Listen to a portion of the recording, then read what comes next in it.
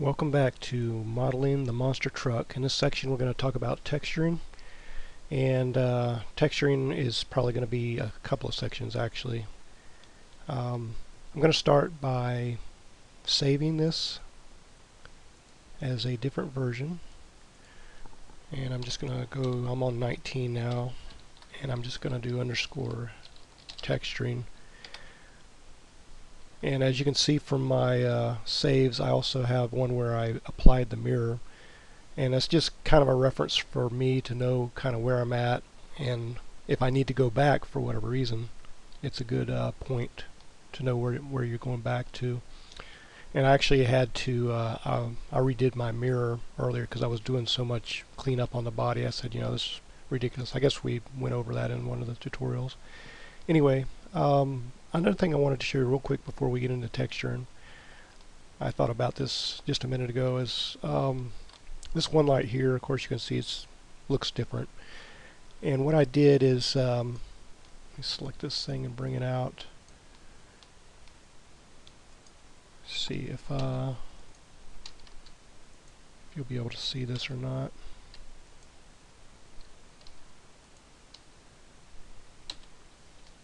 Yeah, you can't really see it. But what happened when I took away the geometry behind this, these openings were actually shaped like this. So I thought, oh, okay, I'm going to have to go in there and fix that shape before I put my headlight in. And then I thought, you know what? That's not a bad shape for the extra headlight. So what I did is I took my square headlight and I selected half of it. As you can see, I selected these faces over here and just did my edge crease here, and it pulled this light into the exact shape that was on the body of the truck, and it worked out just really nice. So just in case you were wondering what the heck I did there, that's what I did. Okay, let's get into texture, and I'm going to go into control up arrow, and you really have to think about what you're going to be texturing as far as the entire model. Are you going to be texturing just the body of the truck? Are you going to be texturing other pieces?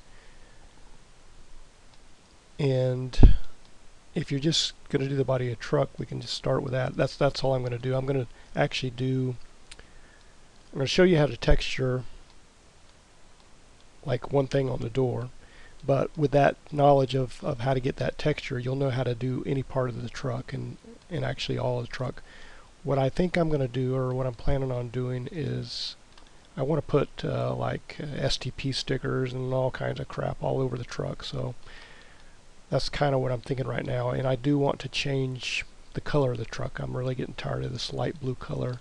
But it's nice to have a kind of a light color when you're modeling, if you do want to color at all.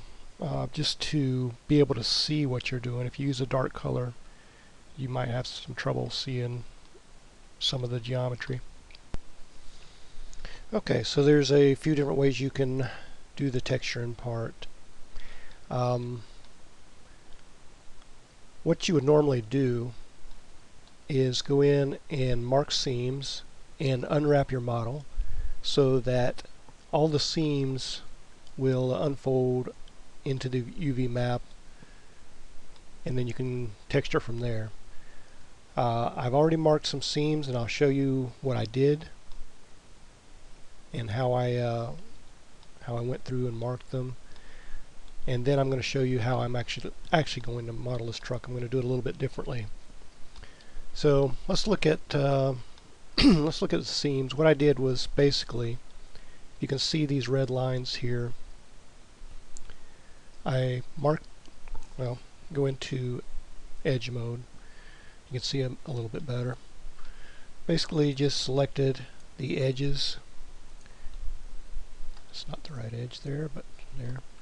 And just went all the way around the side of the truck here and hit my T menu and just marked seam. Okay?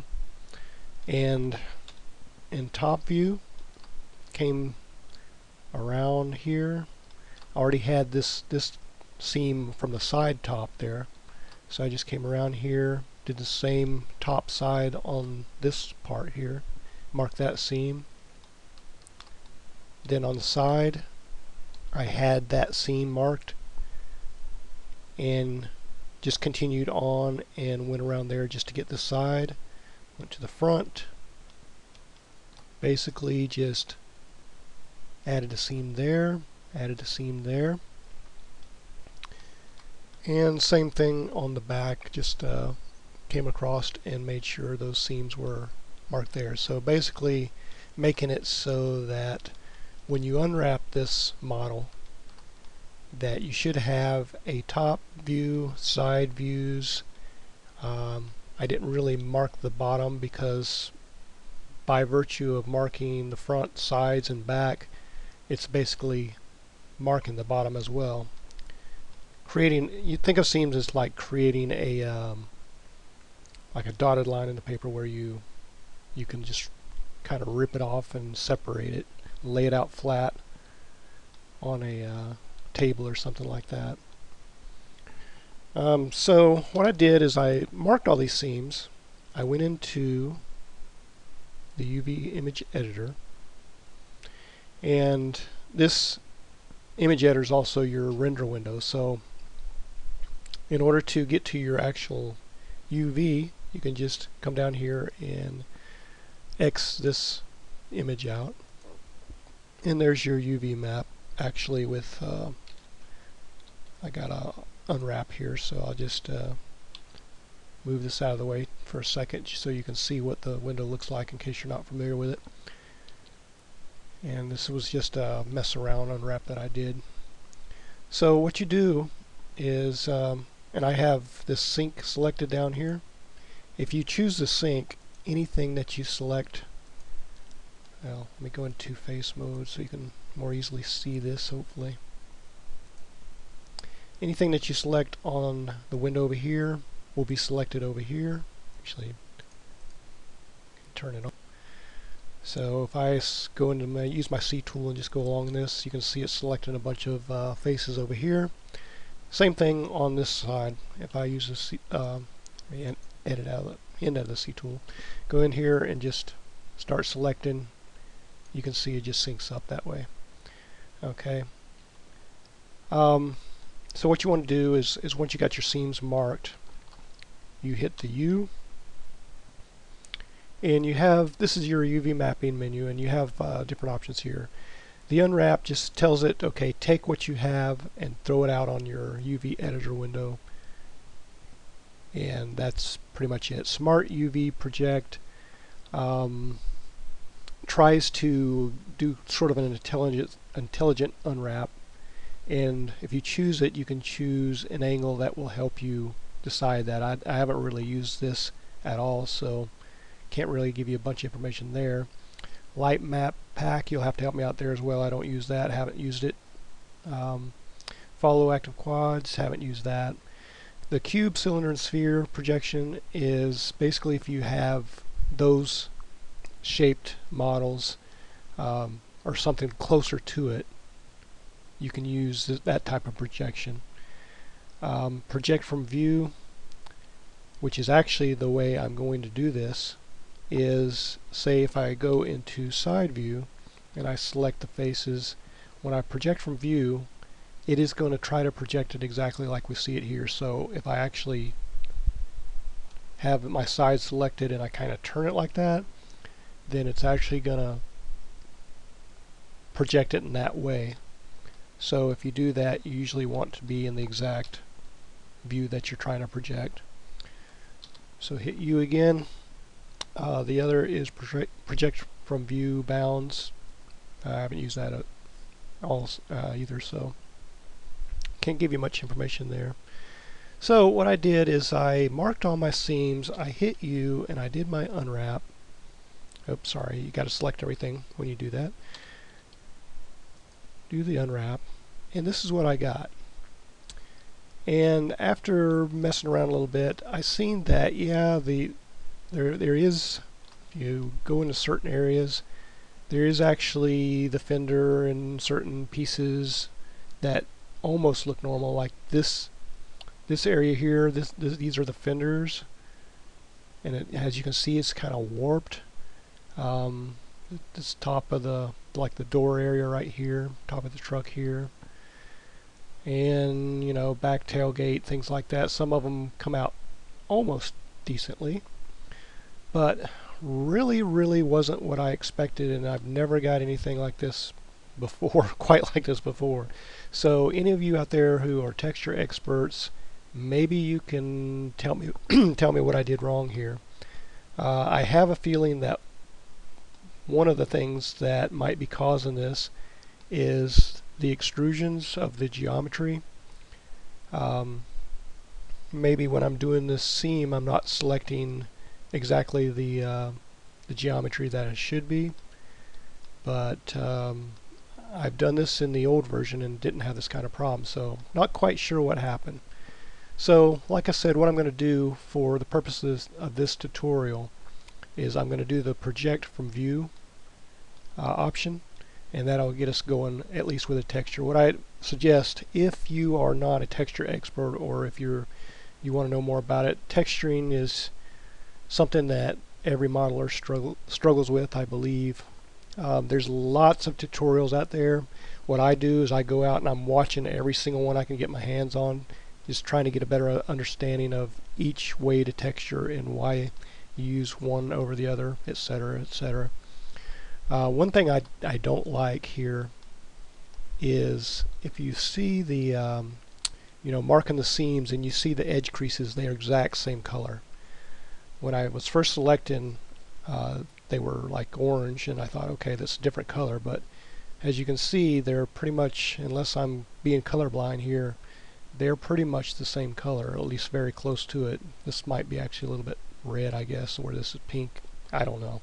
This looks kind of red up here to me, but I don't like that at all. So you can't really see. I know where my seams are at, but I don't like that it conflicts with edge crease. So anyway, free program, what can you do? So we're going to do a project from view. So I'll just start with a side view. Let's go into control up arrow, and make sure that you turn your occlude geometry on. That way you only select the geometry in the front that you want. And I'm just going to use the C tool and start selecting. And you should be able to see pretty much where my seams are right here, or at least pretty close.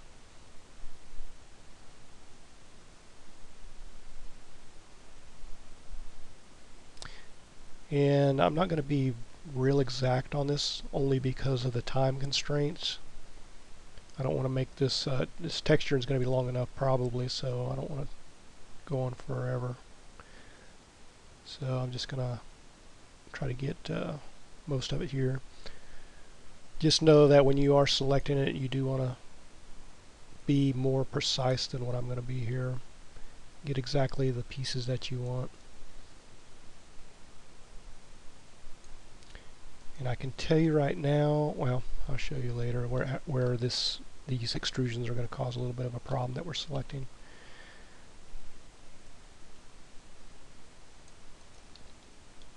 Okay, so we can see that we got a couple things there. Just deselect those.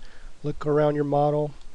Make sure that those are the only things, your side is the only things that you have. Go back here. Make sure you go into your side view number 3 and just do a U and then project from view. Now see how nice and straight and everything that is. So what I do is just zoom out. You can use your scale tools and everything in this view. So what I do is I just might scale it down a little bit, G, move it. Just move it out of the way, out of all this mess until we get done, then we'll move it back in. Okay, so that side's done. Almost. So do a Control 3 to get to the other side. And we're going to do the same thing. And I am going to go through selecting every single side and all that, so you can see exactly what I'm doing. If you're new to doing this, it helps to know exactly what somebody did. I don't want to skip anything here because it'll kind of leave you hanging, and I don't want to do that, especially when it has to do with texturing. Again, I'm going to stress that I am not a texture expert. Take what you're learning from me to be, the way that I do it, but go to watch other tutorials. Like I said, there's so many, different ways to do it out there, and different methods, and more correct methods, I guess you would say, than what I'm doing. But as far as, if you're going to do a project from view, I think I'm going to show you pretty much the right way to do it. But definitely go out there and see, all the different methods and explanations and everything. So hit U, project from view again. So we got the other side of the truck, the right side as it were, the passenger side. Okay, so those are the sides. Now I'm going to do the top. So you can see my edges. One thing I do like about, even if the edge crease or the mark seams doesn't work with the unwrap in this case, it does help me to kind of see, where I need to select my geometry so I can project from view.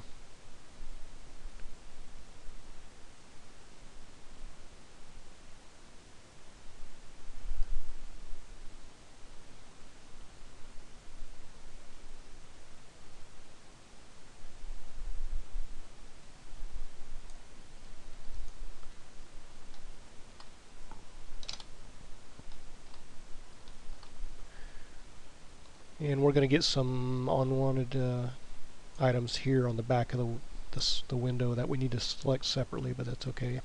We can fix that in a bit.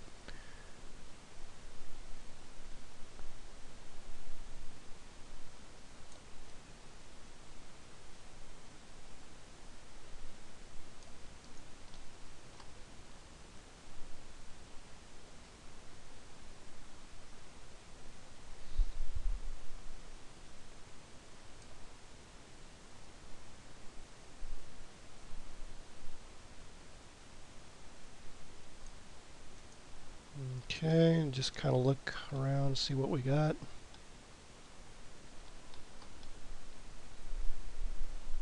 Probably not exact, but like I said, I'm going to go quick with this. Quick as I can anyway.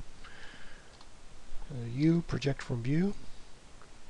Got a nice view of the top of the truck. Just going to move that out of the way. Okay, one front view. And just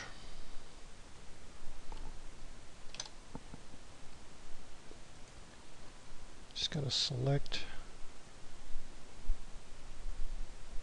everything within my area here. I'm going to go ahead and select this area too. I had it marked separately, but that's okay. It's not going to hurt anything.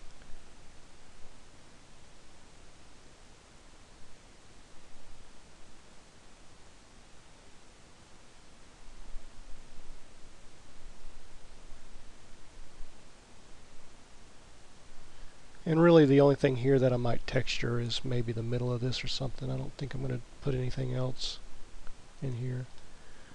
But just to be consistent, I'm going to select all these faces here because they definitely are in the front view more than they are in the top view. Even though I'm sure I selected those in the top view.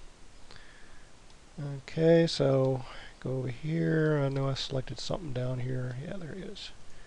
Deselect that. Okay.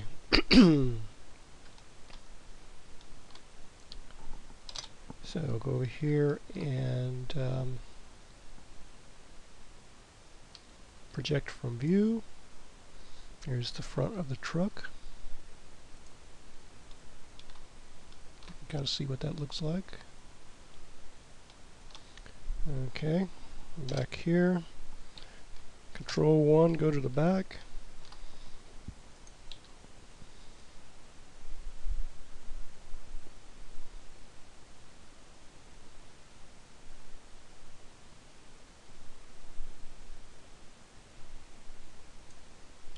Got all that, and actually going to get this part 2, which again I did select when I did the top view, but it's kind of unavoidable. It's easier just to go ahead and select it and then deselect it with by doing this.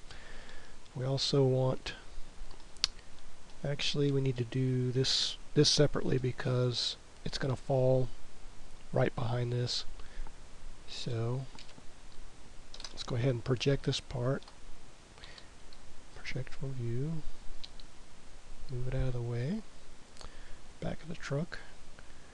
And then come in here and just let's grab these panels here.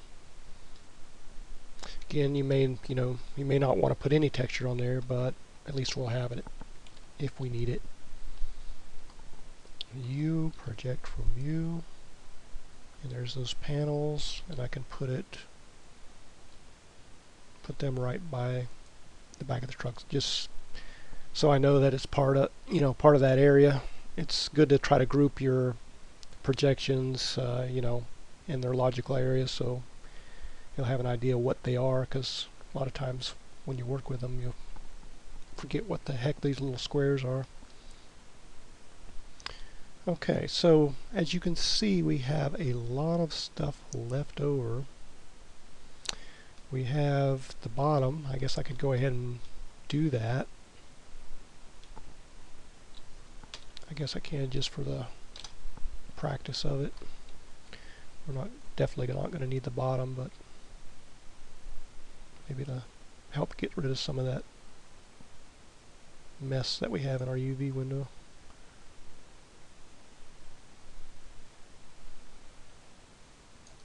Okay.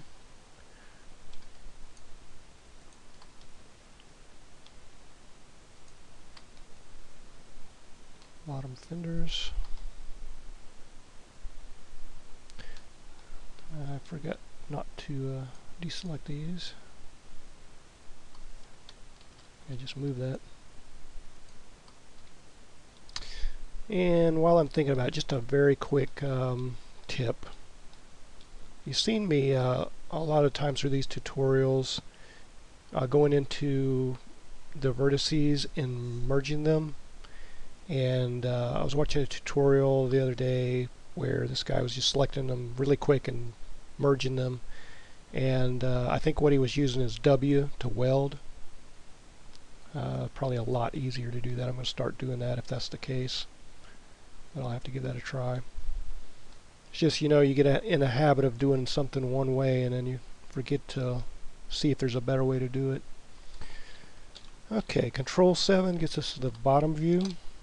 We're just going to do our U and project from view. Okay, so what is all this stuff that we have left? Let's take a look, see.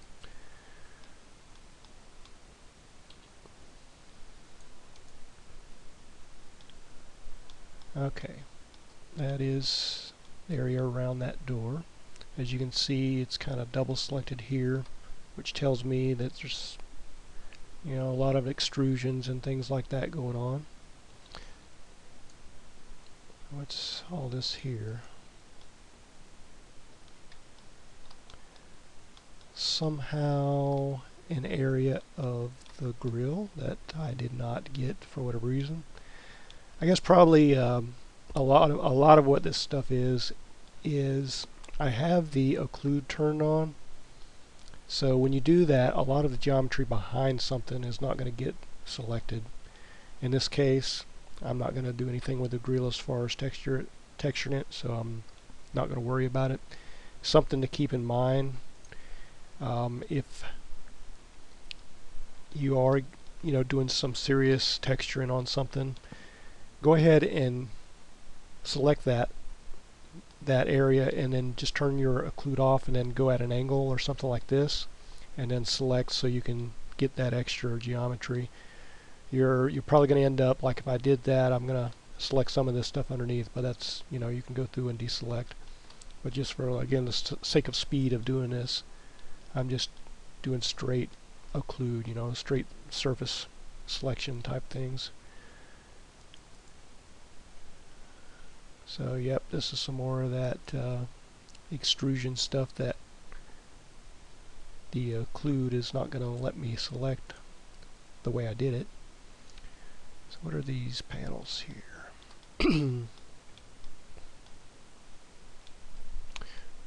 Well, must be the back of this tailgate. Yep. And that's something that I forgot. So let's go ahead and grab these. Go into your front view, you project from view, and there are those.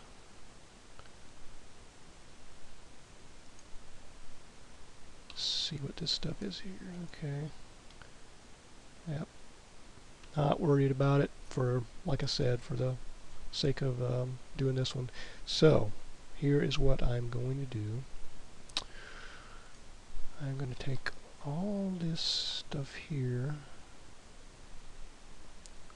scale it down to a very small size, move it out of the way.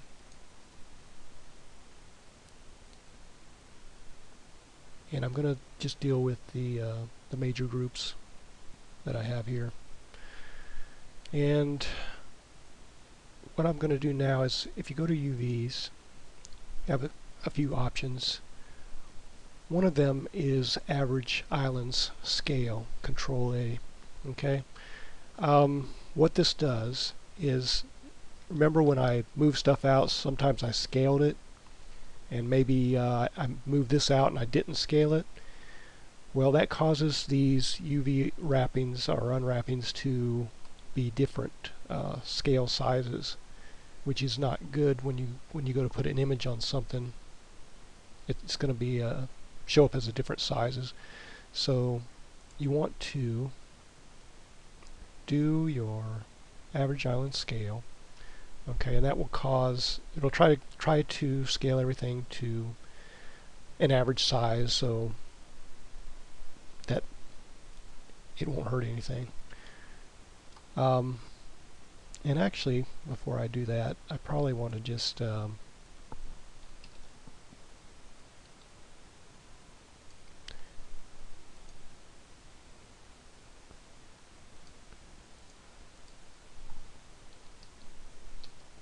okay.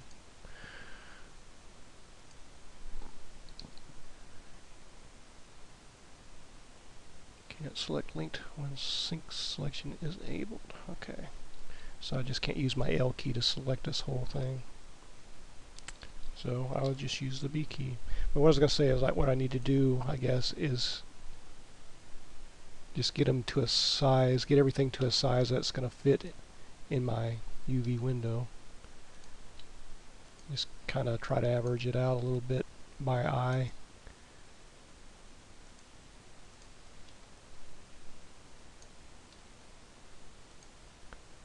Okay, I think that's close enough. Well, let's do these, size this down a little bit. Okay, so once I got everything that I think it's going to fit in there, I'm just going to do a UV average island scale. So after you do that average island scale, you do not want to size anything because it'll screw it up. So I'm just going to G move this. Oops, didn't want you. Move these items into, I wanted these bigger.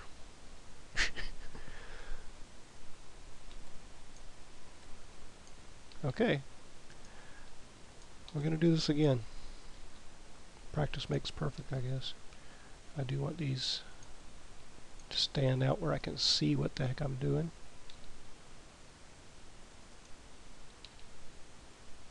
Okay, select all, average island scale. Okay, That's one thing I was doing wrong. When I did the average on scale, I was not selecting all. So don't make that mistake like I just told you to do. Okay. So when I did that, when I had them selected all, you could actually see it changed the scale of everything. And especially this spider looking thing over here. Okay.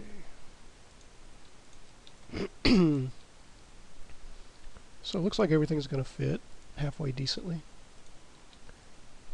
Want to make sure you keep some room between different areas. So when you go to put images on stuff, it doesn't overlap, things like that. This I would almost move a little bit over. Okay, and I'm going to just take this and I'm going to move it over here because I don't even want anything to do with that stuff. This is all I'm concentrating on. And in fact, like I said, for the purpose of this tutorial, I'm just missing something there. But I'm just going to put a image on the door, and you'll see how that's done, how it projects, how you render it, all that good stuff. And then you'll know how to do the rest of the truck, at least as far as doing putting an image texture on there. Okay, so doing project from view, at least for this model truck, I think is fine. You know, if you want to choose that way to do your UV mapping. And so I'm going to break this off here on this part. We have our UV map, and we do want to save it. Actually, let's go ahead and do that. Let's do export UV layout, and I usually create a new directory called textures, and I'm just going to rename this underscore UV. Okay, so in the next segment we'll work with that image and start doing the actual texture.